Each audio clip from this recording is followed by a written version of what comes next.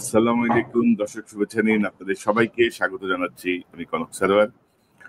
দর্শক, ঐক্যমত ঐকমত্য কমিশনের নামে একটা জগা খিচুড়ি কিছু একটা প্রোডাক্ট বের হয়েছে। আপনারা দেখছেন যে ইতিমধ্যেই একটি দল, একটি পক্ষ শুরু করেছে গণভোটে না দিন, একটি পক্ষ শুরু করেছে গণভোটে হাঁ দিন। ঐকমত্য কমিশনের কার্যক্রম ৩১শে অক্টোবর শেষ, অর্থাৎ তাদের মেয়াদ শেষ। গত 14 মাসে তাদের পিকনিক শেষ। মানে ধরেন যে চা নাস্তা, ভাত বিরিয়ানি খেয়ে যেসব মাতবরি তারা করছে, ফলাফল হচ্ছে একটি অশ্বডিম্ব। ঐকমত্যের নামে তাদের যে কমিশন, সেই কমিশন আরেকটা চূড়ান্ত অনৈক্য তৈরি করে তারা বিদায় নিল। এবং আপনারা যদি দেখেন যে জুলাই বিপ্লবের সময় সকল রাজনৈতিক দলের যে ঐক্য ছিল, সে ঐক্য এখন চূড়ান্ত অনৈক্যের দিকে আবারও যাচ্ছে। এবং এর জন্য ঐকমত্য কমিশনের দায় অনেক বেশি। কারণ হচ্ছে, আমরা আজকে শিরোনাম যদি দেখেন, ছাগল দিয়ে হাল চাষ করার পরিণতি সবসময় বিষম হয়, ফলাফল কিছুই আসে না। যে কথাগুলো আমরা বলছিলাম গত 15 মাস ধরে, তারই একটি ফলাফল আজকে আপনারা এখন দেখতে পাচ্ছেন যে ছাগলরা কি করেছে। এবং আমি অনুরোধ করবো অনুষ্ঠানের প্রথমেই যে ঐকমত্য কমিশনের সঙ্গে সম্পৃক্ত যারা ছিল, তারা কেউই যেন দেশ থেকে বের হতে না পারে। প্রয়োজনীয় জবাবদিহির আগে যে পরিমাণ টাকা তারা নষ্ট করেছে, তারা কেন পারলো না, কি পারলো না, এগুলো সব জবাবদিহি করে তাদেরকে বেরোতে হবে। তো দর্শক, আজকে আমার সঙ্গে এই বিষয়টি নিয়ে আলোচনায় যোগ দিচ্ছেন অনেকদিন পরে আপনাদের অত্যন্ত প্রিয় মানুষ, প্রিয় মুখ, বিশিষ্ট কলামিস্ট, সাংবাদিক, লেখক এবং মেরিন ইঞ্জিনিয়ার জনাব মিনার রশিদ। মিনার ভাই, আপনাকে স্বাগত জানাচ্ছি। আসসালামু আলাইকুম। ধন্যবাদ কনক সারোয়ার ভাই, এবং এই অনুষ্ঠান যারা দেখছেন এবং পরবর্তীতে দেখবেন, সবাইকে প্রীতি আর শুভেচ্ছা। তো মিনার ভাই, আমি ধরেন যেটা দিয়ে শুরু করলাম আর কি, মানে ঐকমত্য কমিশন, এই যে মানে নামের মধ্যেই ধরেন বিশাল ভারী কি নাম। এবং এই ঐকমত্য কমিশন করার ধরেন কয়েক মাস আগে বিশাল ঐকমত্য সম্মেলনের নামে মানে এক ধরনের গ্রাউন্ড তৈরি করা, এক ধরনের এনজিও বাজি, এক ধরনের ধান্দাবাজির একটা গ্রাউন্ড তৈরি করা হয়েছিল। তো ঐকমত্য কমিশনটাকে আপনি কিভাবে দেখছেন আর কি? মানে আসলে এদের কার্যক্রম কি করলো তারা, মানে গত 14-15 মাসে কি করলো? আমি তো বলবো, আমি যদি বলি আমার মতো করে কি ছিল তারা, মানে এই যে ঐকমত্যর নামে, মানে এরা এক এক পণ্ডিতের ভাবসাব কি, মানে এক এক পণ্ডিতের হালচাল, মানে বিশাল জ্ঞানের সাগর মহাসাগর, তারা জাতিকে ঐক্যমত্যে নিয়ে আসবে। কিভাবে দেখেন আপনি? হ্যাঁ, কনক সারোয়ার ভাই, এই যে আপনি যেটা বললেন ছাগল দিয়ে হাল চাষ হয় না, এই কথাটি আমি একটু আমাদের একটা গল্পের মাধ্যমে বলি। এটা হলো যে এক বড় ইঞ্জিনিয়ার আর কি, যে একটা ইঞ্জিন নষ্ট হয়ে গেছে। তো এখন হঠাৎ করে এসে তাকে নিয়ে আসা হয়েছে। সে একটা জায়গায় একটা টোকা দিল, টোকার পরে ইঞ্জিনটা আবার ঠিক হয়ে গেল। তখন এটার জন্য চার্জ করেছে সে $10,000। মালিককে বলে কি, আচ্ছা তুমি, ও অবাক হয়ে গেছে, মাত্র আসলো, আসা একটা টোকা মারলো আর আমার কাছ থেকে $10,000 নিয়ে যাচ্ছে। সে বলে, ভাই তুমি একটু ব্রেকডাউন দাও তো, যে কিভাবে এত টাকা কেন হলো। সে বলে যে দেখো, তুমি যে টোকাটা বলছো, এই টোকাটার দাম $50, আর $9,950 হয়েছে কোন জায়গাটায় টোকা দিতে হবে সেটা জানার জন্য। এখন এই যে আমাদেরকে ছাগল যাদেরকে বললেন আপনি, এরা ইঞ্জিনিয়ার সেজেছে প্রত্যেকটা জায়গায়। দেখেন, আমরা 1-11-তে দেখেন যে চরিত্রগুলি ছিল, যেগুলি আছে জাতিকে সবচেয়ে বড় খাদে ফেলেছে, এদেরকে কেন জানি।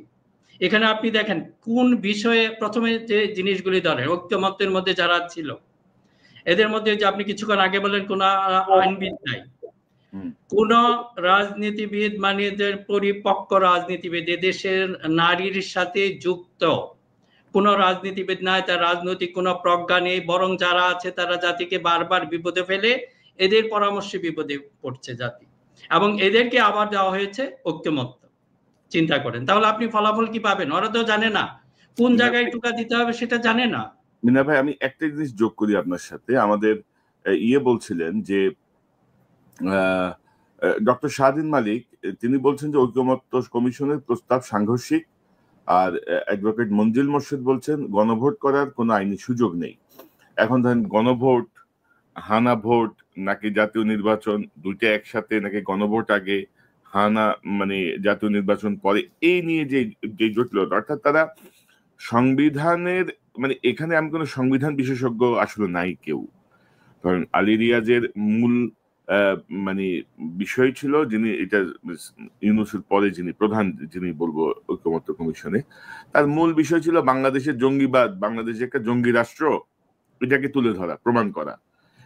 আপনি তার প্রিভিয়াস লেখাগুলো দেখেন, সব হচ্ছে বাংলাদেশ একটা জঙ্গি রাষ্ট্র, এটা প্রমাণ করা। এরা ফোবিয়াগ্রস্ত লোক, এরা ফোবিয়াগ্রস্ত, মাথায় কখনো সুস্থ চিন্তা করতে পারে না, যে আপনি যে একটা কারেক্ট অ্যাসেসমেন্ট এরা করতে পারে না।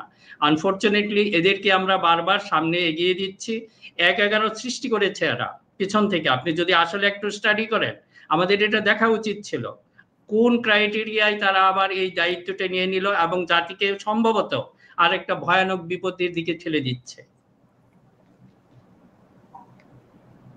এবং আপনার ধরেন এখানে এখানে বাকি যারা আছে, ধরেন এই যে বদিউল আলম মজুমদার, তারপর ধরেন আমাদের যে টিআইবির ইফতেখার সাহেব, তারপর সাবেক এক সচিব আছেন সফররাজ হোসেন, তো মানে এদের মানে এইসব আমলা কামলা দিয়ে আসলে কি আপনার একটা জাতীয় ঐক্যমত্য কমিশন আপনি কিভাবে, মানে ডক্টর ইউনূস আসলে দায়টা ঘুরে ফিরে মানে ইউনূস সাহেবের ঘাড়েই যায়। কারণ আমরা, এবং ধরেন আমরা যারা প্রথম থেকে এই বিষয়গুলো নিয়ে বলে আসছি, আমরা প্রচুর গালাগাল শুনছি, নানা রকমের মন্তব্য, নানা বিষয়, এগুলো আমরা ফেস করে অভ্যস্ত, কোনো সমস্যা নাই। কিন্তু বাস্তবতা ধরেন যা যা বলা হচ্ছে তাই দিয়ে এখন সামনে চলে আসছে। তো এখন আপনি কি আমাকে বলবেন যে আমাদের বিএনপি কি চায়, এনসিপি কি চায়, জামাত কি চায়, কোথায় এখন রাজনৈতিক দ্বন্দ্বটা, মানে রাজনৈতিক দ্বন্দ্বের মূল জায়গাটা এখন কি, বা কিভাবে দেখেন, আপনার পর্যবেক্ষণ কি? কনক ভাই, যে চমৎকার যে আপনার প্রশ্ন, দেখেন যে কোনো আসলে যারা বিশেষজ্ঞ, এই যে আপনার কথা হয়তো সামনে এখন বললে, এই আপনার একটা প্রশ্নের ভিতরে কিন্তু সমস্ত সমাধান ছিল। যারা এগুলির দায়িত্বে আসবে তাদের প্রথম কি দরকার ছিল, যে এগুলি যে যারা রিয়েল স্টেক হোল্ডার, যারা পলিটিক্যাল বা সামাজিক যারা আছে, তাদের কাছে হতে হবে, ওই জায়গায় আপনাকে টোকাটা দিতে হবে, এবং সেটা দেয় নাই। যাই হোক, আপনি যে কথাটা বললেন, আমরা দেখি আসলে সংক্ষেপে যদি আমরা বলতে চাই, আসলে বিএনপির কি বৈশিষ্ট্য ছিল, তাদের মানসিক অবস্থা কি ছিল, হ্যাঁ, তাদের রাজনৈতিক অবস্থান কি, তারা কি চাচ্ছিল, এটা নিয়ে কিন্তু কোনো গবেষণা। আমরা যদি বলি, দেখেন এই জুলাইটাকে, বিএনপি একটা গণতান্ত্রিক দল, এটা বিএনপির মহাসচিবও বলেছেন, আমরা এটা আসলে এদিকে আমাদের দিতে হবে, এটা কোনো বৈপ্লবিক দল না, এটা একটা গণতান্ত্রিক দল। কাজেই তারা চাচ্ছে এই জুলাই সনদ কি, তারা একটা গণতান্ত্রিক ব্যবস্থায় ফিরে যাওয়ার একটা অপূর্ব সুযোগ হিসাবে নিচ্ছে। এটা কিন্তু অপরাধ না, এটা তারা করবেই। কিন্তু আপনি যারা বা বাইরে থেকে যদি দেখবেন, তার এই মানসিকতাটা বুঝতে হবে। অন্য ক্ষেত্রে ধরেন জামাতকে ধরেন, জামাত এটা কিভাবে নিয়েছে, জামাত এটা একটা তাদের যে একটা আদর্শিক বা একটা নৈতিক কাঠামোগত পরিবর্তন, এটার জন্য একটা সুযোগ হিসাবে নিচ্ছে। এটা তাদের রাজনীতির ভিতরে আছে, আপনি জামাতের রাজনীতি নিয়ে যদি স্টাডি করেন তাহলে সেটা আপনি বুঝতে পারবেন। এবং এনসিপি, তাদের কিন্তু জন্মই হয়েছে এই জুলাইকে কেন্দ্র করে। এই যে আমাদের পলিটিক্যাল যে কিছু ফেইলিউর ছিল, আমাদের আই হেট পলিটিক্স, যেটা এই যে যাদেরকে বলছেন, এরাই কিন্তু এটা আই হেট পলিটিক্স এর প্রবক্তা। এই দেশে কিন্তু I hate politics K promote করেছে এই কয়েকজন ব্যক্তি, এদেরকে আইনা এখন আমি আপনাদের জাতিকে রাজনীতি শেখান। এটা আমাদের রাজনৈতিক দলগুলির জন্য একটা ব্যর্থতা, তারা ওইভাবে বলতে পারে নাই। তারা যদি এটা বলতে পারতো, আপনি যদি এই যাদেরকে বললাম এরকম একটা বিশেষজ্ঞ এনে আপনি আসল জায়গায় টোকা দিতেন। আপনি দেখেছেন কি, এই যে আমরা যে 1 বছর দেখলাম এদের লেফট রাইট কি এমন কোন দলকে নিয়েছে যাদের কোনো স্টেক হোল্ডার নাই, তারা হয়তো অনেকে আমাদের বন্ধু বান্ধব, কিন্তু আপনি তো তাদেরকে নিয়ে আপনি সময়টা কেন নষ্ট করবেন? হ্যাঁ, কোনো একটা কারণে তাদেরকে আপনি চা বিস্কিট বা এগুলির জন্য দাওয়াত দিতে পারেন, কথা বলতে পারেন, কিন্তু মূল জায়গায় তো আপনি এদেরকে নিয়ে কাজ করেন নাই। এই যে বিএনপির ব্যাপারে বলছেন যে বিএনপি এখন তাদের নোট অফ ডিসেন্ট ছিল, আপনি এগুলিকে অ্যাড্রেস করেন নাই। তাদেরকে সন্তুষ্ট করে, প্রধান যে স্টেক হোল্ডার তাকেই সন্তুষ্ট করে আপনি তাদের সাথে এক ধরনের প্রতারণা করেছেন, তাই না? এখন আমাদের সমস্যা হয়ে গেছে, বিএনপিকে আমরা একটা নন্দলালের মতো বানিয়ে ফেলেছি। সরি টু সে, আমি এটা দেখলাম যে বিএনপির প্রতি যে আমার বেশি দাদা, আমি কিন্তু এখন অনেক কড়া সমালোচনা করি বিএনপির বিরুদ্ধেও, কারণ তাদের এগুলো আমার অনেক কিছু পছন্দ হয় না। তারপরেও বলতে হয়, আপনি এই মূল যে স্টেক হোল্ডার তাকে আপনি সন্তুষ্ট না করে এক ধরনের প্রতারণার মাধ্যমে কেন এটা করতে হলো?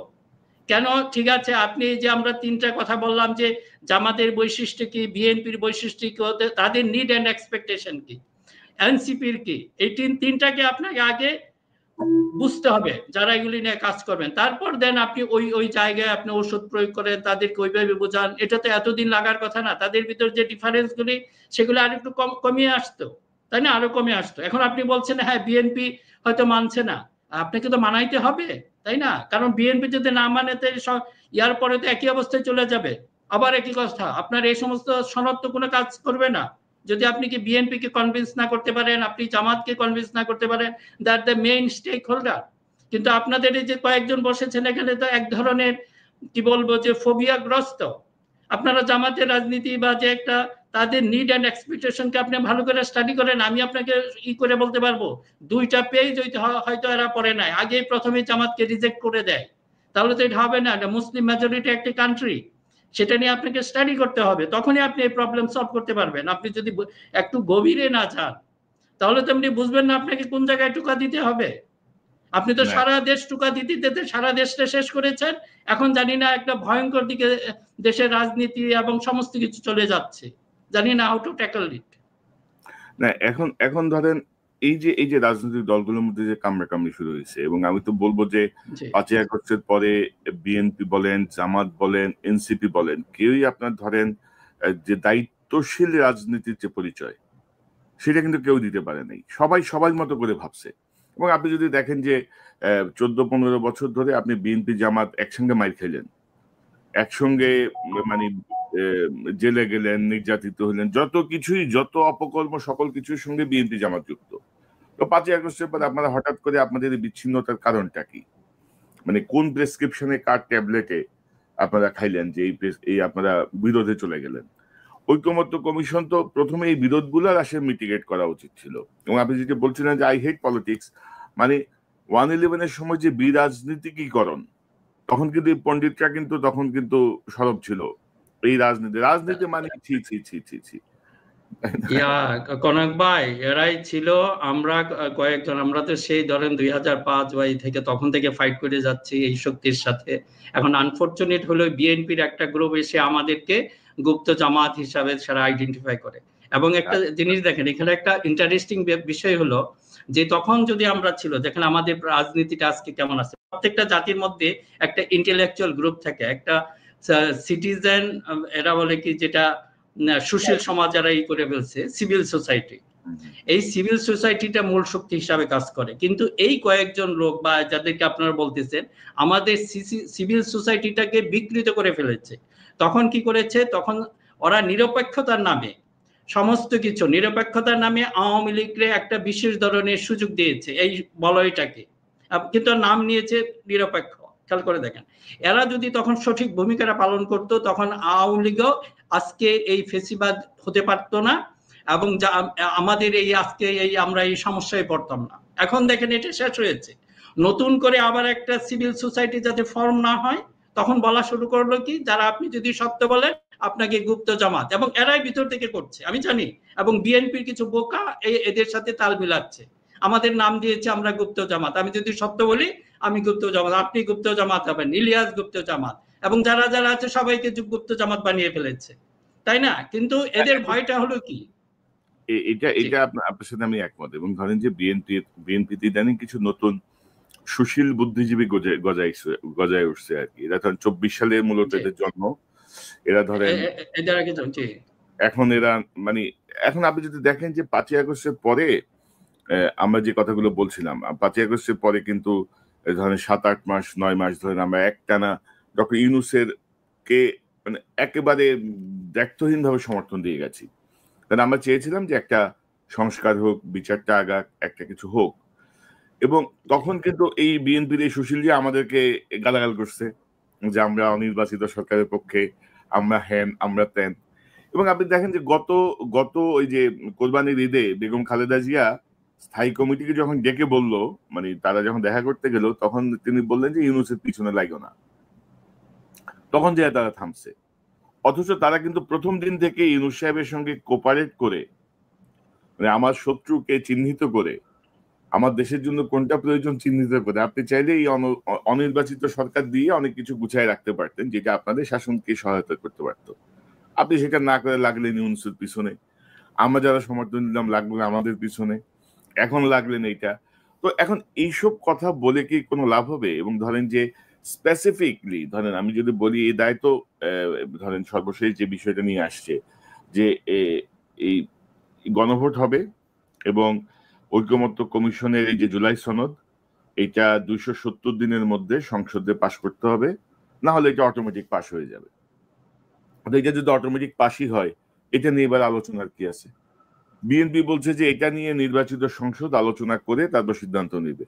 তো নির্বাচিত সংসদে যদি আলোচনা করে সিদ্ধান্ত নেয়, তো গত 15 মাস ধরে আপনারা কি ছিলেন, কি আলোচনা করলেন? মানে কেন আবার এই যে সংসদে আলোচনা হইতে হবে? মানে টোটাল একটা ডিজাস্টার বলবো আর কি, টোটাল একটা ডিজাস্টার। এবং ঐকমত্য কমিশনের অনেকেই মানে ওই যে খামচাইছে, এরে বলে যে ভাই এটা কেমনে করা যায়, ভাই ওইটা কেমনে করা যায়, এটার আসলে ইয়ে কি। মানে সংবিধান হচ্ছে রাষ্ট্রের সর্বোচ্চ আইন, সংবিধান। তো এখানেই কিন্তু দেখেন আইনের ব্যাপারে কারো কোনো অভিজ্ঞতা নাই, কিন্তু প্রত্যেকের মতো সুবিধাভোগী। আওয়ামী লীগ আমাদের সুবিধাভোগী, এর আগের বিএনপি আমাদের সুবিধাভোগী খুব কম, আওয়ামী লীগের সুবিধাভোগী বেশি। তারপর আপনি যদি দেখেন যে টিআইবি ইফতেখারুজ্জামান, সে তো ধরেন বিএনপির ওই যে দুর্নীতিগ্রস্ত দল হিসেবে সিল মেরে দিছে, যেটা এখনো আলোচনায় আছে। তো মানে আমাদের আসলে করণীয় কি? আপনি কি মনে করেন বিএনপির যে নোট অফ ডিসেন্ট সমাধানটা কি? কনক ভাই, এখন আমাদের হাতে সময় কম। আমরা যদি হতাশায় একজনকে আরেকজনকে ব্লেম করি, এমনকি এদেরকে যে কয়জনকে ব্লেম করতেছেন তাদের দেশের প্রতি এমন কোনো দায়বোধ নাই, কি হবে? আপনি তাকে ব্লেম করবেন, সে আবার তার জায়গায় চলে যাবে। কিন্তু আমাদের দেশটাকে তো রক্ষা করতে হবে। এটা কাদের কাজ? এটা পলিটিশিয়ানদের কাজ। আমি এখনো অনুরোধ করব যারা রাজনীতি, আমি বলি অরাজনৈতিক ব্যক্তিত্বের হাতে আমাদের রাজনৈতিক সমস্যা সবগুলো আমরা তুলে দিচ্ছি। মানে স্বাধীনতার পর থেকে 50 বছরে আমাদের এই একই ট্রেন্ড, এখনো ওখান থেকে আমরা বের হতে পারি না। এখনো যদি আপনি দেখেন, এবং তাদের গুরুত্ব কি, এই অরাজনৈতিক ব্যক্তিদেরকেই আমাদের পলিটিশিয়ানরা কিন্তু সবচেয়ে বেশি গুরুত্ব দেয়। আমি এদের যে পার্সোনাল কথা বলেও দেখেছি, তাদের প্রতি অগাধ শ্রদ্ধা। এবং আমরা যারা রাজনীতি নিয়ে কথা বলি, এই জন্য আমাদের প্রতি মনে করে যে আমরা এক ধরনের বোধ কারোর প্রতি ইনক্লাইন্ড। আগে মনে করতো বিএনপির প্রতি, এখন কেন জানি জামাতকে দিয়ে দিচ্ছে, কেন জামাতের প্রতি তেমন কোনো যোগাযোগও নাই, তারপরে কিন্তু এটা বলছে। এটা বলার উদ্দেশ্য হলো কি, যে এই সমাধানে যেন আমরা পৌঁছতে না পারি। তাই রাজনৈতিক দলদের প্রতি এখনো আমার অনুরোধ হলো, আপনারা নিজেরা বসেন, কেন আপনার অরাজনৈতিক ব্যক্তিদের হাতে রাজনৈতিক সমস্যার সমাধানের দায়িত্ব দেন? এটা হলো আমাদের রাজনীতির সবচেয়ে বড় ব্যর্থতা। এখনো সময় আছে। আজকে যদি মনে করেন যে এত বেশি দরকার নেই, কয়েকটা রাজনৈতিক দল, বিএনপি, জামাত এবং এনসিপি, আপনারা বসে যান না। তারেক রহমান যদি লন্ডন থেকে একটা ফোন করে দেন, 10-15 minutes, within half an hour can solve the problem. আমি বলছি তো আপনাকে, আমরা এটাতে যাই না কেন? যেখানে মূল সমস্যা, ছোট্ট করে একটা টোকা মারেন, সমাধান হয়ে যাবে। আর এইগুলি মগজ থেকে সমস্ত বাইরের ধারণা এগুলি বাদ দেন। এই যে আপনাদের বিএনপির, তার একটা সমস্যাও আছে, এটার ইনহেরিন্ট বা সমস্যাটা হলো কি, তাদের সাথে ধরেন অনেকদিন সরকারের ছিল, তাদের একটা গ্লোবাল কানেকশন আছে, বিভিন্ন ধরনের বন্ধু বান্ধব আছে, সেটা ইন্ডিয়ার প্রতি হতে পারে, পশ্চিমা বিশ্বের প্রতি হতে পারে। তারা এক ধরনের ইয়ের মধ্যে পড়ে গেছে, টানা পড়ে একদিনের বিপ্লবের চাহিদা, বৈপ্লবিক চাহিদা। যদি ওইটা বিএনপি তাদের ক্যারেক্টারিস্টিক মানে চরিত্রগত কারণেই সেটা স্বীকার করবে না, তারা গণতান্ত্রিক দল। কিন্তু আবার ধরেন এই যে পিছনের টান প্লাস এদের চাহিদা, এই দুইটার মাঝে পড়ে গেছে বিএনপি। এটা আলোচনার মাধ্যমে করা সম্ভব।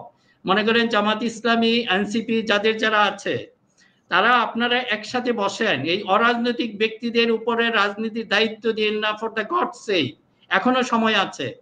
আর এটা দিয়ে অনেকে ধারণা করছেন না, আমরা যদি আরো এই নির্বাচনটাকে পিছিয়ে দেই, that will be another disaster for this nation. এটা কেউ চিন্তাও করেন না। কোন রাজনৈতিক দল এটা প্রলুব্ধ হতে পারেন যে ঠিক আছে, আমরা যদি এটাকে আরো বড় করে রাখি, না, সমস্যার সমাধান হবে না, আরো জটিল হবে। রাজনীতিকে রাজনীতিবিদদের হাতে নিয়ে আসেন যত শীঘ্র সম্ভব। আমি এটা কোনো পার্টিকুলার দলের সুবিধার্থে বলছি না, এটা আমি জাতির স্বার্থে এই কথাটা বলছি। এখনো রাজনীতিটা রাজনীতিবিদদের হাতে আসতে হবে। আপনারা সমাধান করুন, আপনারা বসুন, একজনের সাথে আরেকজনের এটা কি, হ্যাঁ, আপনার গলাগলি করার দরকার নেই, কিন্তু সেই স্টেক হোল্ডার, আপনি মনে করেন এমন একজনকে কাগজে বাঘের সাথে বসলেন, মানুষকে দেখালেন, সেটা হবে না। আপনাকে বসতে হবে যারা এটাকে প্রতিনিধিত্ব করে, জনগণের প্রতিনিধিত্ব করে, যাদের কথার একটা ভ্যালু আছে। না তাই এখন না? এখন জি মিনার জি ভাই, আমি আপনাকে ধরেন বর্তমান যে জটিলতা, আমি আপনাকে পত্রিকা থেকে একটা জিনিস একটু দেখাই। দৈনিক ইনকিলাবের একটা রিপোর্ট থেকে আমি যদি আপনাকে দেখাই, যে সেখানে মানে অন্যদিকে জামাত চাইছে ত্রয়োদশ জাতীয় সংসদ নির্বাচনের আগে নভেম্বরে জাতীয় জুলাই সনদ সংবিধানকে অন্তর্ভুক্তি প্রশ্নে পৃথক গণভোট।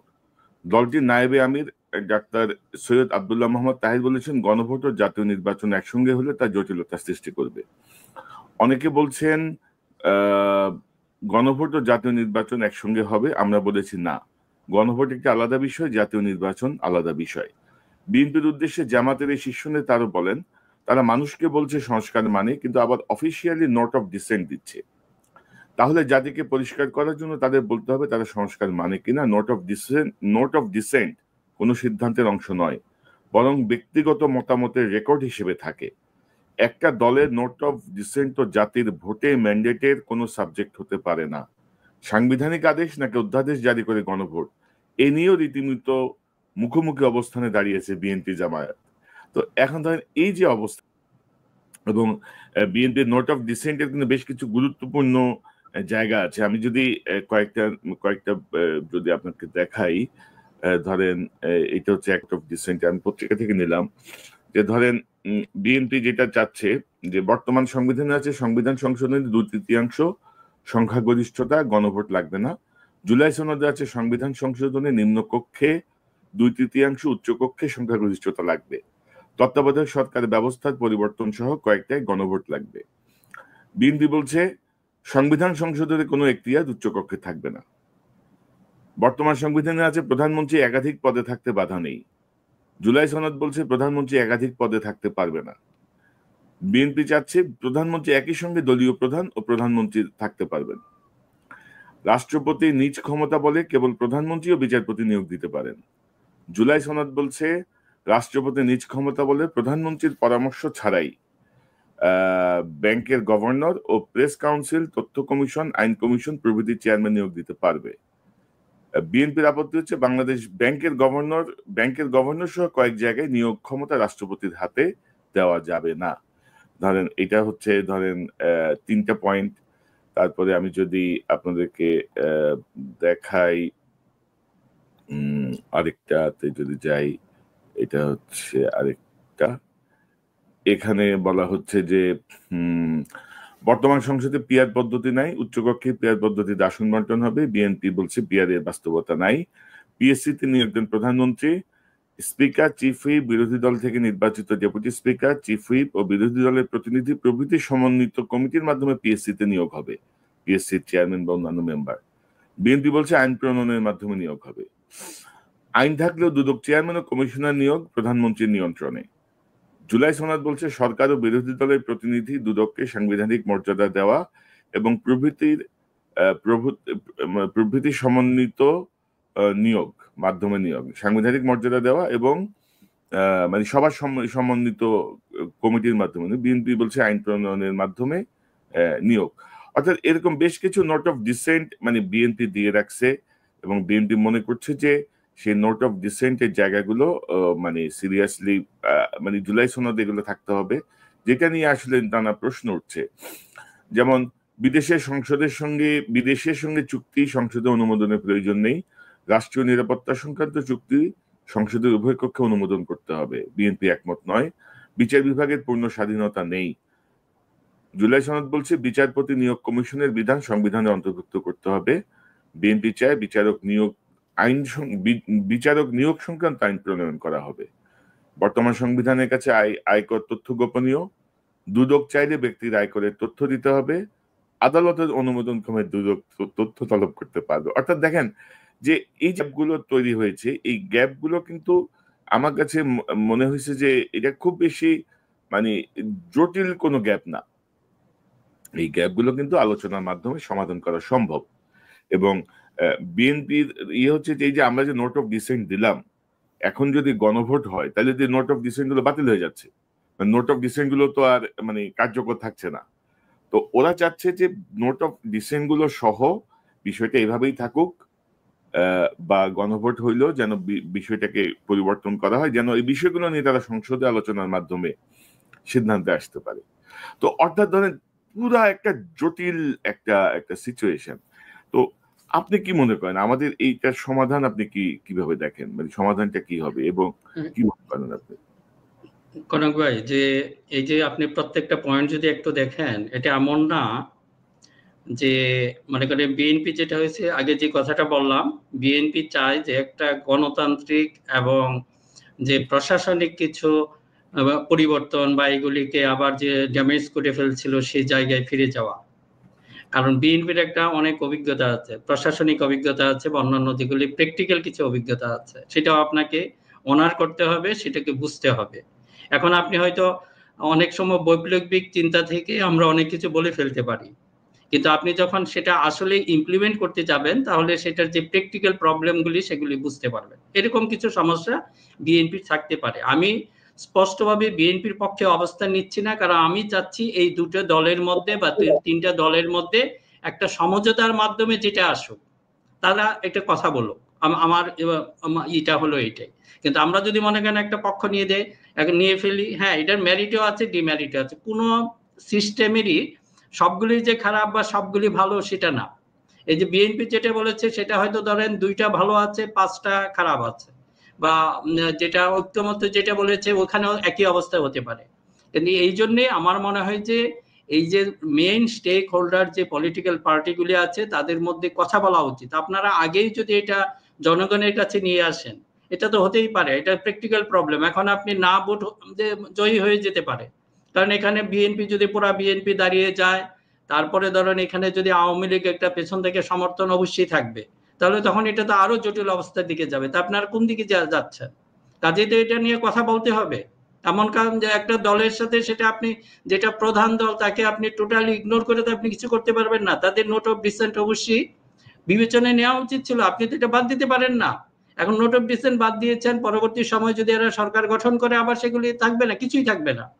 এর চেয়ে বরং আমার তো মনে হয় যে এই যে হা না ভোট, আমার অনেকেই প্রশ্ন করে আপনি কোন পক্ষে, আপনি হা বা না, আমি বলছি আমি কোনোটাই না। কারণ আমি এমন একটা যেতে চাই না, আমি জানি যে দুইটাই দেওয়া হয়েছে, দুটা রাজনৈতিক দলের কিছু সুবিধা অসুবিধা বিবেচনা করে, হ্যাঁ কোনোটা জাতির জন্য বেশি ভালো আর একটু খারাপ। তা আমরা সবাই যদি একটা দলের ভিতরে মানে প্রবেশ করে ফেলি, তাহলে উপর থেকে তারা এটার কাজগুলি কারা করবে, এটা তো আরো বেশি জরুরি। আমি এটা না, আমি একটা সুবিধাজনক অবস্থা, অবশ্যই আমার একটা পার্সোনালি আছে, কোনটা ভালো হবে কোনটা খারাপ হবে আমি অবশ্যই ভালো মনে করি। কিন্তু আমি যখন পাবলিকলি বলবো, আমি সেটা বলবো না। এই কারণেই আমি চাচ্ছি দুটো দল তাদের নিজেদের মধ্যে আলোচনার মাধ্যমে একটা বেস্ট সলিউশন বের করুক। হয়তো এক্স্যাক্টলি সেম জায়গায় থাকবে তা না, it will come in between. এটা সম্ভব, আলোচনার মাধ্যমে এটা সম্ভব। তা আপনারা এটা করেন না করেন, আপনারা দিয়ে দিচ্ছেন সবকিছু একটা অরাজনৈতিক ব্যক্তিদের হাতে। আপনারা যারা পলিটিশিয়ান তারা আসেন, তারা কথা বলেন, না তাহলে এখন সমাধান বেরিয়ে আসবে। এখন মিনাল ভাই ধরেন যে বিএনপির ধরেন যারা ঐকমত্য কমিশনে কে রিপ্রেজেন্ট করছে বিএনপির পক্ষ থেকে, তারাও আসলে তাদের কনসেপ্টটা আসলে ক্লিয়ার ছিল কিনা আমার সন্দেহ আছে। কিন্তু মানে জামাত, মানে বিএনপি এনসিপি তো ধরেন আসলে মানে আমাদের এখানে ঐকমত্য কমিশন যে পদ্ধতিতে আলোচনা করছে, যেভাবে করছে, ধরেন যেসব দলের জীবনে কখনো সংসদে প্রতিনিধিত্বই ছিল না, যারা সংসদ সম্পর্কে কিছুই জানে না, সংবিধান সম্পর্কে যাদের কোনো প্র্যাকটিস নাই, এরকম দলের নিয়ে কিন্তু ধরেন ঘন্টার পর ঘন্টা আলোচনার নামে মানে চা বিস্কুট বিরিয়ানি সমুচা সিঙ্গারা খেয়ে তারা সময় নষ্ট করছে একটার পর একটা। এবং আপনি যদি দেখেন যে কত বড় অপদার্থরা এগুলোর মধ্যে ছিল, যে তারা জুলাই সনদ স্বাক্ষরের আগে বেগম খালেদা জিয়া এনসিপির নাহিদ ইসলাম এদেরকে দাওয়াত দিতে গেছে, মানে তোর বিয়া তোরে দাওয়াত দিতে আসলাম, মানে যার বিয়ে তারই দাওয়াত দিতে গেছে। একটা অদ্ভুত অবস্থা, দেখেন যা শো অফ, আমরা কি হনুরে, আমরা কি ছিটতেছি রে, কি বিশাল ব্যাপার। তো বিএনপি নেতাদের বর্তমান সময়ের বিভিন্ন বক্তব্য বা তাদের যে অবস্থান, এক এক সময় এক এক অবস্থান, আপনি কি মনে করেন যে এটা তারেক রহমানের দেশে ফেরা এবং তার রাজনীতিকে জটিল করে তুলছে বাংলাদেশের প্রেক্ষাপটে? এবং আপনি যদি দেখেন যে মহাসচিব মির্জা ফখরুল ইসলাম আলমগীর, তিনি আমেরিকায় এসে ডক্টর ইউনূসকে বললেন যে উনি জিয়াউর রহমানের মতো নেতা। আবার গতকাল মানে সেই ডক্টর ইউনূস উনি ধুয়ে ছেড়ে দিলেন ইচ্ছা মতো। তো আপনি কি বলবেন, আপনার পলিসি কি? আপনি সেটা ঠিক করতে পারতেছেন না। মানে আপনি কি মানে তারেক রহমান সাহেব দেশে ফিরে আসুক, এটা বিএনপির অনেকেই তো চায় না। কারণ তারেক রহমান সাহেব দেশে ফিরলে বিএনপির অনেকের বাড়া ভাতে ছাই পড়বে, এটা তো ক্লিয়ার। অনেকের মাতবরি থাকবে না, অনেকের ধান্দাবাজি থাকবে না, এটা তো ক্লিয়ার, আমাদের কাছে সবার কাছে ক্লিয়ার। তো এরকম কোনো গ্রাউন্ড কি তৈরি করা হচ্ছে যে আপনি ওইখানেই থাকেন, আপনার আসার দরকার নেই, আপনাকে তারেক রহমান সাহেবকে ক্রমাগত অজনপ্রিয় করা? এবং আপনি দেখবেন যে বিএনপির এখন কিছু সোশ্যাল মিডিয়া অ্যাক্টিভিস্ট তৈরি হয়েছে ওই টাকলার নেতৃত্বে। তারা ধরেন তাদের টার্গেট হচ্ছে যে শত্রু মিত্র কেউ চিনতেছে না, মানে গায়ের জোরে খেলে নিয়ে যাবে আর কি, গায়ের জোরে সবকিছু করে ফেলবে আর কি। তো এরকম কি মনে হয় আপনার, এই বিএনপির ভিতরটা আপনার কাছে কি মনে হয়? কনক ভাই, এটা আসলে হলো বিএনপি কে নিয়ে এখন সমালোচনা করা তো খুবই রিস্কি হয়ে পড়েছে, কিন্তু এটা না করলেও চলবে না। তারেক রহমান সম্পর্কে যেটা বলছেন, এটা অবশ্যই ওনার দেশে আসা উচিত। এটা বাইরে থেকে অনেক সময় ওই ফিজিক্যাল প্রেজেন্স, এটা কোনো কিছু দিয়ে আপনি রিপ্লেস করতে পারবেন না। টেকনোলজি যত অ্যাডভান্স হোক, যেটাই হোক, এটা কখনো সম্ভব হবে না। তা আশা করব যে উনি যদি তাড়াতাড়ি ফিরে আসেন, সেটারই কন্ট্রোল নিতে পারবেন। এখন তো ধরেন সেটা তো থাকবেই। এখন মনে করেন উনি না আসলে একটা গ্রুপ এটা লিডারশিপ এনজয় করে, সেটা হয়তো একটু তো হবেই। আর একটা জিনিস হলো যে আমি কয়েকদিন আগে যে জিনিসটা বলেছি, যে একটা জাতীয় সরকার, আজকে দেখলাম মহাসচিব সেই কথাটা বলেছেন। আমি আমার যে গত লেখা বুধবারে যে আমি সাপ্তাহিক কলামটা লিখি, ওখানে এর আগের সপ্তাহে সেটা আমি মেনলি ফোকাস করেছি, যে একটা জাতীয় সরকার, এই কথাটা কিন্তু তারেক রহমান নিজে বলেছেন। এটা আপনারা সবাই জানেন। এখন জাতীয় সরকার বলতে মানে কি, আপনার পছন্দ মতো কিছু দলীয় লোকজনকে নিয়ে যে যে দলগুলি আপনি পছন্দ করেন, সেটা জাতীয় সরকার না, ওইটা কোয়ালিশন সরকার। আপনি যদি সত্যিকার ভাবে জাতীয় সরকার করতে চান, সংসদে প্রতিনিধিত্বকারী প্রত্যেকটা দল থাকতে হবে। ফর দ্য গড সেক, এটা যদি না করেন, আর শেখ হাসিনার মতো আর নাটক করেন না যেগুলিকে জাতীয় সরকার বলে। যদি জাতীয় সরকার করতে চান, আসল জাতীয় সরকার করেন। এবং এটা একটা সমাধান এই মুহূর্তে হতে পারে। মনে করেন যে সবগুলি দল ইন্ডিপেন্ডেন্টলি, এখানে কোনো বোঝাবুঝি দরকার নেই। আপনি আপনার নির্বাচন করেন, আমি আমার নির্বাচন করব। নির্বাচনের পরে একটা ফলাফল হবে।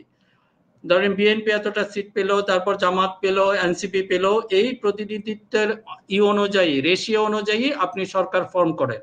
এটা করলে হবে কি, এই যে বর্তমানে যে একটা অসুস্থ প্রতিযোগিতা শুরু হয়ে গেছে, এটা কমে যাবে। সবাই জানবে আমি তো সরকারে যাব, আমরাও সরকারে যাব। তখন হলো কি, যে এই শক্তিটা আপনার নষ্ট হবে না। যেই সরকারে যাবে, এখন কিন্তু সবাই বলা বলি করছে, বিভিন্ন জনকে আমি কথা বলে দেখছি যে না, কতদিন থাকতে পারবে, কেউ বলে 2 বছর 1.5 বছর। মানে এটা আসলে একটা সম্ভাব্য কারণ হলো কি, যেই বিরোধী দলে থাকো, আমি বিএনপি কে সরকারি বানিয়ে ফেলছে না, আবার অনেকে সমালোচনা করবেন, সে জামাত সরকারে গেল, তারপর বিএনপি বিরোধী দলে থাকলো, তো বিএনপির উপর চড়াও হবে কি আমরা জানি। তখন এসে আসবে সে পতিত স্বৈরাচার আসবে, পাশের দেশ আসবে, এটা আসলেই কঠিন করে ফেলবে জামাতের জন্য সরকার। আমি জামাতকে আগে বললাম। তারপর মনে করেন বিএনপি যদি সরকার গঠন করে এবং জামাত বিরোধী দল থাকে, একই অবস্থার সৃষ্টি হবে। এইটা এফোর্ড করার মতো শক্তি আমাদের নেই। আমাদের এখন একটা যুদ্ধ বিধ্বস্ত জাতির চেয়েও আমরা একটা ভয়ানক, মানে সংকটজনক অবস্থায় আছি।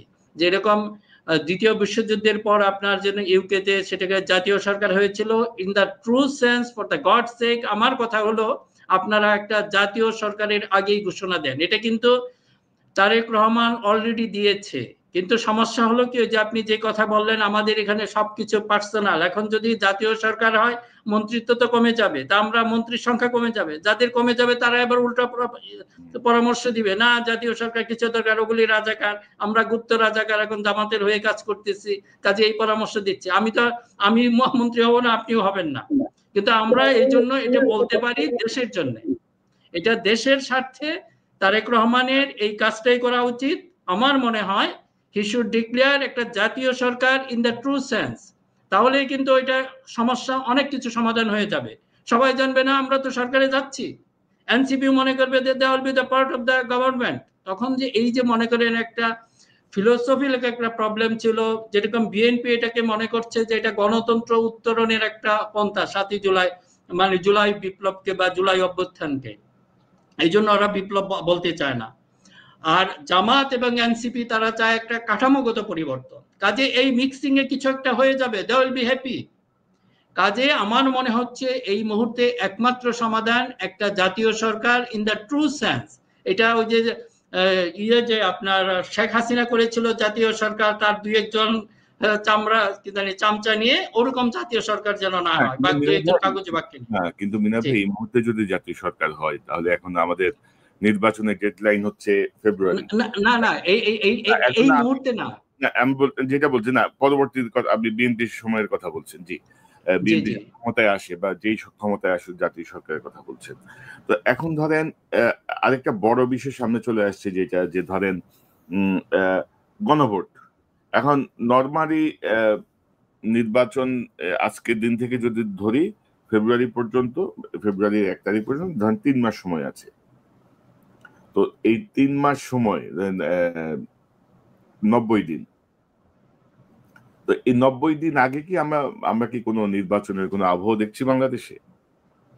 আপনাকে মনে হচ্ছে যে 90 দিন পরে নির্বাচন, জনগণ দীর্ঘ এত বছর পরে একটা নির্বাচনে পার্টিসিপেট করবে? তার কোনো পরিবেশ তৈরি হয়নি। এর মধ্যে জামাত বলছে যে তাদের গণভোট আগে হইতে হবে, এনসিপিও চায় যে গণভোট আগে হতে হবে, বিএনপি বলছে যে গণভোট আগে হবে না, গণভোট একসাথে হবে। এবং বিএনপি ধরেন, বিএনপির ওই পণ্ডিতের দল দেখলাম না না না এর পক্ষে প্রচারণা শুরু করে দিছে, গণভোট না। তো গণভোট যদি না হয়, তো আপনি তো জুলাই সনদে ভাই সাইন করছেন, আপনি কি জুলাইকে অস্বীকার করছেন? মানে না বলতে আপনি কি বোঝাচ্ছেন সেটা ক্লিয়ার করেন। আরেক পক্ষ এই না এর এগেইনস্টে শুরু করছে হ্যাঁ হ্যাঁ হ্যাঁ, মানে ফেসবুকের সোশ্যাল মিডিয়ার প্রচারণা। তো এই জটিলতার সমাধান যদি আপনি না করেন, বা এই জটিলতার সমাধানটা হবে কি করে, মানে এটার রাস্তা কি? এখন বিএনপি, জামাত, এনসিপি এইসব পণ্ডিতদেরকে বাদ দিয়ে তারা কি নিজেরা বসতে পারে? যেমন ধরেন আমাদের বিএনপি তো ধরেন ঐক্যমত্যের বিশাল এক্সাম্পল কিন্তু রাখছে। তারা তাদের যে প্রেসিডেন্সিয়াল ফরম্যাট অফ গভর্নমেন্ট থেকে তারা কিন্তু এক রাতে কিন্তু সংসদীয় সরকারে চলে আসে। এটা কিন্তু মানে এক ধরনের ন্যাশনাল কনসেনসাস, তাই না? যে জাতির স্বার্থে চলে আসছে তারা সেই সময়কার প্রেক্ষাপটে। তো এখন এই বেড়ালের গলায় ঘন্টাটা বাঁধবে কে? ধরেন আমি বিএনপির এখন যাদেরকে মাঠে দেখছি, তাদেরকে আমার ওই জাতীয় ডেপথফুল লিডার মনে হয় না, ওই জাতীয় ইনসাইটফুল লিডারও মনে হচ্ছে না কিন্তু তাদের কার্যক্রমের প্রেক্ষিতে। আপনি কি মনে করেন? কনক ভাই, যেটা হয়েছে কি, বিএনপির নিয়ে যতই হতাশা থাকুক, কিছু ঐতিহাসিক সত্যতা আপনার সেটা দেখতে হবে। সেই ট্র্যাডিশন থেকে তো আর দল বের হতে পারবে না। বিএনপি কিন্তু প্রথমে তত্ত্বাবধায়ক সরকার ব্যবস্থা মেনে নেয় নাই, কিন্তু তারপরে সেটা মেনে নিচ্ছে। এরকম আছে আর কি অনেক কিছুই, যে বিএনপিকে ম্যানেজেবল। এখন যাদেরকে দেখতেছেন তারাও যে এটার বাইরে থাকবে, বিশেষ করে তারেক রহমান, উনি যেটা আছেন, উনি তো সে আগের ধারাটাই আমার মনে হচ্ছে যে উনি ফলো করবেন। কাজে এটা মনে হয় যে আমাদের জন্য একটা পজিটিভই হবে। এখন তারেক রহমান ওনার হয়তো ব্যক্তিগত কিছু উদ্যোগ নিতে হবে, এগুলি সমস্ত কিছু, কিন্তু আউট অফ বক্স কিছু কাজ করতে হবে। যে এটা এটা এদেরকে বাইপাস করতে হবে, এদেরকে নিয়ে আর হবে না। এটা অলরেডি শো করে ফেলেছে এরা কতটুকু করতে পারবে। এবং মনে হচ্ছে যে না, এক ধরনের সরকারের ভিতর থেকে যদি পলিটিক্যাল পার্টিগুলির মধ্যে একটু অবিশ্বাস বা এগুলি কাজ করে, তাদের জন্য একটা সুবিধা হবে, কিংবা আরেকটু বেশি দিন থাকতে পারবে, হয়তো বা অনেকের ভিতরে এই চিন্তাটা কাজ করতে পারে। কিন্তু এটা বাংলাদেশের রাজনীতির জন্য এটা আরেকটা ডিজাস্টার হবে। কাজেই এটার সমাধান একটাই আমি বলবো, এই যে হা না ভোট এগুলি আপনি করে যে তারও ডিজাস্টার অবস্থায় পড়বে। যদি একটা আন্ডারস্ট্যান্ডিং থাকে একই দিনে হলে তো কোনো সমস্যা নাই। এখন যদি মূল স্টেক হোল্ডার যারা, তারা যদি এটা মেনে নেন, হ্যাঁ আমরা দিব একদিন, তখন তো বোঝা যাচ্ছে বিএনপি এটার দিকে সাপোর্ট আছে, তখন এটা পাস করার জন্য হা ভোট মানে কি জয়যুক্ত হওয়ার সম্ভাবনা বেশি। কিন্তু এখন এই অবস্থায় যদি যান, তখন তো এটা আরেকটা সমস্যায় পড়ে যাবে। বিএনপি ওরা সর্বোচ্চ চেষ্টা করবে এটাকে ফেল করাতে, মানে না করাতে। আওয়ামী লীগের সমস্ত সমর্থন থাকবে, তখন এই জটিলতাটা আপনি কিভাবে পরে করবেন। কাজে জামাতের প্রতি আমার একটা কি বলবো, যে বিশেষ রিকোয়েস্ট, আপনারা এখানে যেখানে আসেন দেখেন দলের চেয়ে দেশ বড়। এখন সেটা আপনার, কারণ আপনারা যদি মনে করেন আপনারা বিপ্লবকে ধারণ করেন, যেটা বিএনপি অভ্যুত্থান বলে, আপনারা বিপ্লবকে বলেন, আপনারা একটা কাঠামোগত পরিবর্তন চান, কাজে আপনাদেরকে আরেকটু ওয়াইজ হতে হবে।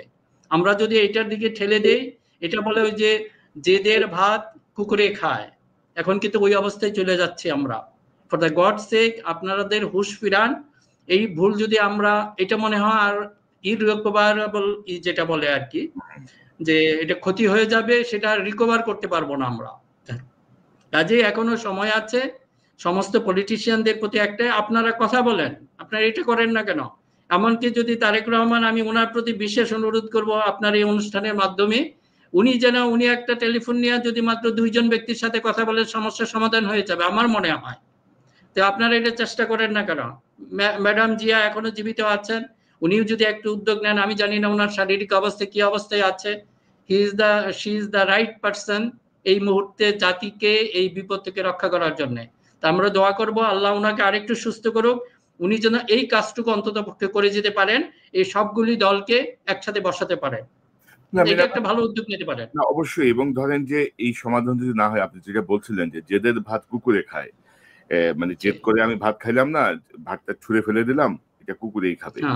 এবং এখন ধরেন ঐকমত্য কমিশন আমার তো মনে হয় যে খুব পরিকল্পিতভাবে যে অনৈক্যতা তৈরি করলো, এটা টোটাল বেনিফিট নিবে হচ্ছে আওয়ামী লীগ এবং ফ্যাসিস্ট গ্রুপ এবং আমাদের নিয়ন্ত্রণকারী ভারতীয় লোকজন। তো সেই জায়গাটায় আসলে এখন জামাতকে দায়িত্বশীলতা পরিচয় দিতে হবে, বিএনপি কে দায়িত্বশীলতা পরিচয় দিতে হবে, এনসিপি কে দায়িত্বশীলতা পরিচয় দিতে হবে। আর আরেকটা কথা ভাই, এখানে এই মুহূর্তে ওটা একটু স্মরণ করিয়ে দিতে চাই, কেউ যেন কাউকে খুব না করি, অবজ্ঞা না করি।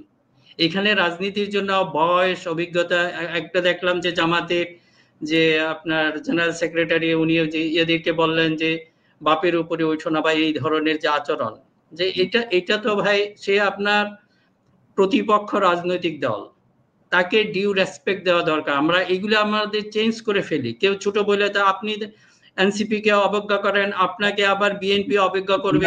আমার একটা ছোট অবজারভেশন বলি, বেগম খালেদা জিয়া বাংলাদেশের সাবেক 3 বারের প্রধানমন্ত্রী, মানুষের অত্যন্ত জনপ্রিয় একজন নেত্রী, 6টা বছর জেলে ছিল। বিএনপি কি ছিঁড়ছে? একটা আন্দোলন করতে পারছে? জামাতের 6 জন নেতাকে ফাঁসি কাস্টে ঝুলায় মেরে ফেলা হয়েছে। জামাত কি ছিঁড়ছে? কিছু করতে পারছে? বড় বড় কথা বলে সবাই এখন, না বিএনপি হ্যান করে ফেলাবে, জামাত ত্যান করে ফেলাবে। এই 1400 ছাত্রের বুকের রক্তের উপর ভিত্তি করে হাসিনাকে সরানো হয়েছে। এখন তারা সবাই ধরেন এক একজনের গায়ের মধ্যে ধরেন জিন ভর করছে, আমরা হ্যান আমরা ত্যান। আরে বেটা তোরা কি আমরা দেখি নাই? আমরা বিএনপি প্রস্রাব করে ভাসিয়ে দিবে, কেউ প্রস্তাব করে ভাসায় দিবে। তোদের কাহিনী আমাদেরকে ইয়ে করতে হবে। আমরা তোমাদের দালালি করি না, তোমাদের কাছ থেকে কোনো বেনিফিট চাই না, এই জন্য আমরা আমাদের মতো করে বলতে পারি। সো তোমাদের দেখা আছে রে ভাই, তোমরা এই জুলাইটারে বিপর্যস্ত করো না। নতুন নতুন ছাত্রদের এনসিপি বা নতুন নেতৃত্ব যারা, তাদের অনেক ভুল থাকতে পারে, বয়স কম ধরেন না, সেটা আপনাকে ওইভাবেই করতে হবে। কারেকশন করার জন্য তো গার্ডিয়ানশিপ আপনাদেরকে নিতে হবে, আপনারা সেটা নিচ্ছেন না। আপনারা তাদেরকে আপনাদের সমপ্রতিপক্ষ মনে করে তাদের পিছনে আপনারা লেগে গেছেন। জামাত, বিএনপি, এনসিপি যে ঐক্যটা দরকার ছিল, অর্থাৎ এই মুহূর্তে আসলে এই মানে ধরেন টাউট ঐকমত্য কমিশন দিয়ে তার হবে না, এগুলা তো নিজেদের ধান্দা নিয়ে ব্যস্ত। এবং আমি তো বলবো যে ইউনূস সরকারে বলে লাভ নেই আর কি। ইউনূস সরকার আছে হচ্ছে বঙ্গোপসাগরে এই হবে, তরুণরা এই হবে, মনে হয় যেন ওই যে জোবরা গ্রামের অশিক্ষিত নারী মনে হয় আমাদের। আমি যখন তার বক্তব্য শুনি মনে হয় যে আমি জোবরা গ্রামে বসে আছি চট্টগ্রামের, উনি ওনার ক্ষুদ্র ঋণ নিয়ে লেকচার দিচ্ছে, আমার মগজ ধোলাই করতেছে, আমি ওইটা শুনতেছি মনে হয় যেন। মানে 15 মাসে তো সুপ্রিম অথরিটি আপনার হাতে, আপনাকে কেউ বাধা দিলে আপনি সেটা বলার স্কোপ ছিল। আমরা সহ বাংলাদেশের সকল মানুষ আপনাকে সমর্থন দিচ্ছে, আপনি পারলেন না কেন রে ভাই? আপনার সমস্যা কি? আপনি তো পারেন নাই, আপনি অপদার্থ, সব বুড়া অপদার্থ আপনার চট্টগ্রামের জিনিস, আপনার এনজিও জিনিস নিয়ে বসে রাখছেন। এবং আপনার গত 40-50 বছরে যার যার সঙ্গে আপনার খাতির ছিল, যার যার দ্বারা আপনি উপকৃত হয়েছেন, আপনার গ্রামীণ ফোন ব্যাংক উপকৃত হয়েছে, তাদেরকে নিয়ে আপনি বিভিন্ন জায়গায় সুবিধাজনক জায়গায় বসাইছেন। তো এই দায়কে আমরা নিব?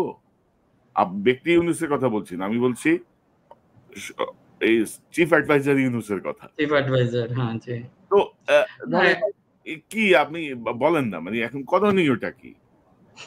বিএনপি জামাত আমি কমতেছে না, এনসিপি গো ধরে আছে, জামাত গো ধরে আছে, বিএনপি গো ধরে আছে, তো সমাধানটা কি?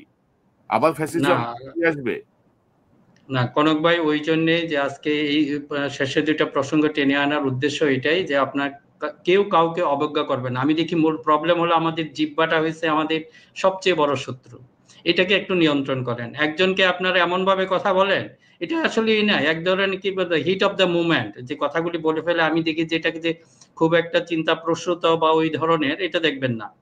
দেখা যাচ্ছে যে এইগুলি বলে ফেলেন তারা বাচ্চা ছেলে বলবো না আমি, তারা দে আর অলসো ম্যাচিউরড এনাফ, এবং দে ডিড সামথিং। আমরা যেটা আপনি যে কথাটা বললেন এটা আমরা পারি নাই, কাজে এই ক্রেডিটটা তাদেরকে দিতে হবে এবং তাদেরকেও সেটা স্মরণ করতে হবে। তারা এটা কিসের ওপর এই 15-20 বছর সংগ্রামের কারণেই, মানে যারা ফসল বীজ রোপণ করেছে, এগুলিকে পরিচর্যা করে বড় করেছে, ফসল হয়তো এরা তুলতে পারে নাই বিভিন্ন কারণে, সেটা তুলেছে। একজন যেন আরেকজনকে স্বীকৃতি দেয়, আমার কথাটা হলো এইটাই, কেউ কাউকে যেন অবজ্ঞা না করি।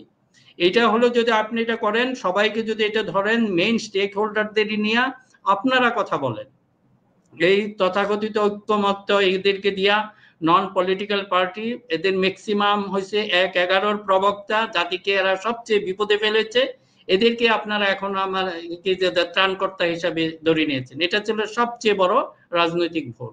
কাজে এখনো সংশোধনের একটাই সময়, যে আমরা নিজেরা বসি, যে পলিটিক্যাল যে পার্টিগুলি আছে আপনারা সরাসরি বসেন, নিজেরা কথা বলেন, হা না যাওয়ার আগেরা নিজেরা ঠিক করেন আপনি কি হা বা না। মানে আপনার নোট অফ ডিসেন্টের কি হবে, আপনার মূল জায়গাটা কি হবে, আল্লাহর ওয়াস্তে আপনারা বসে সিদ্ধান্ত নেন। এই আগে হতে হবে। আর আমি মনে করি এখনই আপনার ধরেন এই হ্যাঁ না প্রচারণা শুরু করাটা আত্মঘাতী হবে। মানে বিএনপির এখন না প্রচারটা হচ্ছে আমি জুলাইয়ের এগেনিস্টে অবস্থান নিয়ে নেওয়া, যেটা সুবিধা নেবে হাসিনা সহ আওয়ামী লীগ। আর মানে এই যে স্পষ্ট দুটি ভাগে ভাগ হয়ে যাওয়ার মতো সময় এখনো আসে নাই, এবং আমরা চাইবো যে সেটির আগে যেন দয়া করে আপনারা আলোচনায় টেবিলে বসে এটাকে সমাধান করেন। মানে যে কোনো রকমের ঘাটতারামি, যে কোনো রকমের অধ্যত্বপনা মানে ফ্যাসিস্ট রেজিমকে শক্তিশালী করবে, তাদের ফিরে আসার পথকে সুগম করবে।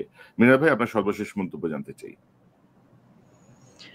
জি, এখন আমাদের সেই জিয়াউর রহমানের সেই কথাটাই আমি আবার আপনাদের সবাইকে স্মরণ করিয়ে দিতে চাই, কারণ জিয়াউর রহমানের প্রতি আমার মনে হয় আমাদের সবারই শ্রদ্ধা রয়েছে, যে ব্যক্তির চেয়ে দল বড়, দলের চেয়ে দেশ বড়, এবং এটাকে দেখাইতে হবে। সম্ভবত এটা দেখানোর সুযোগ রয়েছে, তার সুযোগ্য পুত্র। আমি ওনাকে রিকোয়েস্ট করব, আপনার সামান্য একটা উদ্যোগে হয়তো জাতীয় একটা বিরাট বিপর্যয় থেকে রক্ষা হতে পারে। সেটা আপনার বাবা এবং দেশের সবচেয়ে জনপ্রিয় ব্যক্তিত্ব, জনপ্রিয় প্রেসিডেন্ট, তারই একটা উক্তির মাধ্যমে এটি সমাধান সম্ভব। আমরা সেটা আপনার দিকেই তাকিয়ে আছি। ইনশাল্লাহ আপনি দেশে সহি সালামতে আসেন, এসে ফিজিক্যালি দলের নেতৃত্ব নেন। আমার মনে হচ্ছে আপনি আসার পরেই এই সবকিছু আরো খুব সহজ সমাধান হয়ে যাবে। আমরা যেগুলি নিয়ে খুব বেশি চিন্তিত আছি, এগুলি একমাত্র এটা হয়ে যেতে পারে। তা আমরাও দোয়া করি আপনি নিরাপদে আসুন এবং সুস্থ থাকুন, সহি সালামতে আসুন। জি, জনাব মিনার রশিদ, আপনাকে অসংখ্য ধন্যবাদ। আপনাকেও ধন্যবাদ। দর্শক, এতক্ষণ যে অনুষ্ঠান শুনলেন, এই আলোচনা শুনলেন, নিশ্চয়ই আপনারা এই আলোচনার মর্মার্থ উপলব্ধি করতে সক্ষম হবেন। পরিস্থিতি জটিল। ঐক্যমত্য কমিশনের নামে একটি চূড়ান্ত অনৈক্য সৃষ্টি করা হয়েছে, এবং আমরা বলবো অত্যন্ত কৌশলে করা হয়েছে। এই অযোগ্য লোকগুলোর সারা জীবন মানুষের পা চেটে চেটে এসেছে, এবং সর্বশেষ এই দেশের সর্বনাশ করার জন্য তারা কোন পদ্ধতিতে কার মাধ্যমে একটা জটিল সিচুয়েশন তৈরি করে তারা গেল, এটা মানে নিশ্চয়ই ভবিষ্যতে বের হয়ে আসবে এর পেছনে কারা ছিল, কেন তারা এতটা মানে জটিল সিচুয়েশন রেখে একটা ঐক্যমত্য প্রতিষ্ঠা হয়েছে দাবি করে বুক ফুলিয়ে মিষ্টি খাচ্ছে। তো এই জায়গাটায় এখন আমরা যেটা বলবো যে ঐক্যমত্য কমিশনের প্রত্যেককে কেউ যেন দেশ ত্যাগ করতে না পারে, যথাযথ জিজ্ঞাসাবাদ এবং যত টাকা খরচ হয়েছে এগুলো আদায় করে নিতে হবে এদের কাছ থেকে। এদেরকে কোনো ছাড় নাই। এরা এইসব জাতির মহামানব বহুত দেখছি আমরা, আর মহামানবের পয়দা হোক এটা আমরা চাই না। অযোগ্য, অদক্ষ, ইনক্যাপাবল এইসব লোকজনকে বিচারের মুখোমুখি করা উচিত তাদের এইসব ফাজলামির জন্য। এবং আমি তো বলবো যে বিএনপি, জামাত, এনসিপি সহ অন্যান্য যারা আছেন সবাই মিলে একটা আলোচনার টেবিলে বসে একটা সমাধানে যাই। গণভোট আগে না গণভোট পরে, দুইটা একসাথে কিনা, কিভাবে কি হবে, নির্বাচনকালীন সরকারে আসলে এই অপদার্থগুলা কতটুকু নেতৃত্ব দিতে পারবে সেটা নিয়েও প্রশ্ন তৈরি হয়েছে। আদৌ এদেরকে দিয়ে সুষ্ঠু নির্বাচনের হবে কিনা সেটা নিয়েও প্রশ্ন তৈরি হয়েছে। তো সব মিলিয়ে আমার মনে হয় যে দায়িত্বশীল ভূমিকায় বিএনপিকে আসতে হবে, জামাতকে আসতে হবে, প্রধান এই দুইটি দলকে আলোচনার টেবিলে বসে সমাধানে আসতে হবে। আর বিএনপির কথিত মিডিয়া সেল সহ বিএনপির কিছু একগাদা কিছু টাকা ঢালতেছে, আমরা জানি কারা ঢালতেছে। তো তারা এখন ধরেন ওই যে আওয়ামী লীগের যে স্টাইল, যে চরিত্র হনন আর গালাগালি, সেই স্টাইলে তারা ভাবছে যে তাদের সমালোচকদেরকে তারা দমন করে ফেলবে। যে জিনিসটা আওয়ামী লীগ করে পারে নাই, সেই পথেই আবার হাঁটছে বিএনপির কথিত মিডিয়া টিম, সাইবার টিম ইত্যাদি ইত্যাদি। তারেক রহমান সাহেবের কাছে বেশ কিছু ডকুমেন্ট পাঠানো হয়েছে। তিনি যদি এগুলো দেখেন, তিনি যদি কার্যকর পদক্ষেপ নেন, সেগুলো সার্বিকভাবে মঙ্গল বয়ে নিয়ে আসবে। আর তারেক রহমান সাহেবকে বলবো, আপনার দলের ভেতরেই অনেকেই চায় না যে আপনি দেশে ফিরে আসেন, আপনি পূর্ণ নেতৃত্ব দেন দেশের ভেতর থেকে। তো কারো কথা শুনবেন না, দয়া করে দেশে ফিরে আসুন, নেতৃত্ব পুরোটাই ফিজিক্যালি আপনার কাঁধে তুলে নিন, মোকাবেলা করুন, আলোচনা করুন, একটি সমাধানের দিকে যান। কারণ ঠেলাঠেলি করে কোনো সমাধান হবে না, ধাক্কাধাক্কি করে কোনো সমাধান হবে না। অন্তত আমরা যেটা দেখছি যে আল্লাহ না করুক আপনি দেশে এসে যদি কোনো বিপদে পড়েন, আপনার পাশে বিএনপির কাউকেও পাবেন না। যেমন বেগম খালেদা জিয়া 6 বছর জেলে থেকে কাউকে পাশে পায়নি। সো এগুলো বাস্তবতা। এবং জামাতের যে শহীদ পরিবার, যারা 6 জনকে যে ফাঁসিতে ঝুলানো হয়েছে, সেই পরিবারগুলো জানে যে সে সময়ে জামাতের রাজনৈতিক অবস্থান কি ছিল, তারা কতটুকু সেই জায়গাটায় কঠোর অবস্থানে থেকে মোকাবেলা করতে চেয়েছে।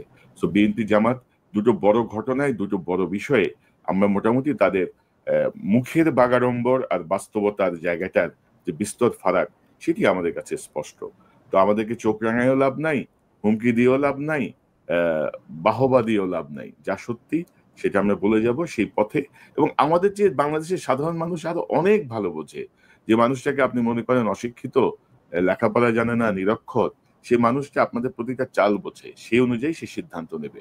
সো আমরা চাই একটি সার্বজনীন, একটি সার্বভৌম, একটি নিরঙ্কুশ নিরপেক্ষ নির্বাচন হোক। জনগণ দীর্ঘদিন পরে তার ভোটাধিকার প্রয়োগের মাধ্যমে যাকে ইচ্ছা তাকে ক্ষমতায় আনুক, একমাত্র ফ্যাসিস্ট গ্রুপ ছাড়া। যাকে ইচ্ছা তাকে ক্ষমতায় আনুক, তাদেরকে রাষ্ট্র পরিচালনার দায়িত্ব দিক। দর্শক, এই চ্যানেলটি সাবস্ক্রাইব করে আমাদের পাশে থাকুন, এই চ্যানেলের মেম্বারশিপ নিয়ে আমাদের পাশে থাকুন। আবারও দেখা হবে ইনশাল্লাহ। আসসালামু আলাইকুম।